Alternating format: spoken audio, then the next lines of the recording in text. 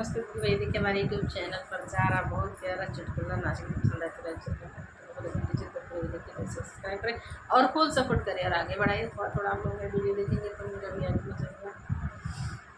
गोरखपुर में बसला सोनार छोटी नाना दी, गोरखपुर में बसला सोनार छोटी नाना दी, सोनार छोटी नाना दी, सोनार छोटी नाना दी, गोरखपुर में बसला सोनार छोटी नाना दी, टीकवा गढ़ेला पाटीदार छोटी नाना दी, टीकवा गढ़ेला पाटीदार छोटी नाना दी, टीकवा भैल अपना सोनारवा भैल सपना, सोनारवा भैल सपना, पियवा भैल गुलरी के फूल छोटी नाना दी, पियवा भैल गुलरी के फूल छोटी नाना दी, गोरखपुर में बसला सोनार छोटी नाना दी, गोरखपुर में बसला सोनार छोटी नाना दी, सोनार छोटी नाना दी, सोनार छोटी नाना दी, हरवा गढ़ेला पैसंदार छोटी नाना दी, हरवा गढ़ेला पतियदार छोटी नाना दी,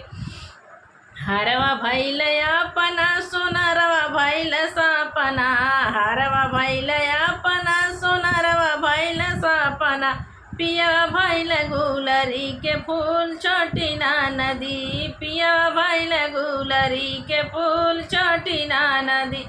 गोरखपुर में बसला सोनार छोटी नाना दी, गोरखपुर में बसला सोनार छोटी नाना दी, सोनार छोटी नाना दी, सोनार छोटी नाना दी, गोरखपुर में बसला सोनार छोटी नाना दी,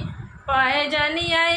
गढ़ेला घुघुरदार छोटी नाना दी, पैजनिया गढ़ेला घुघुरदार छोटी नाना दी,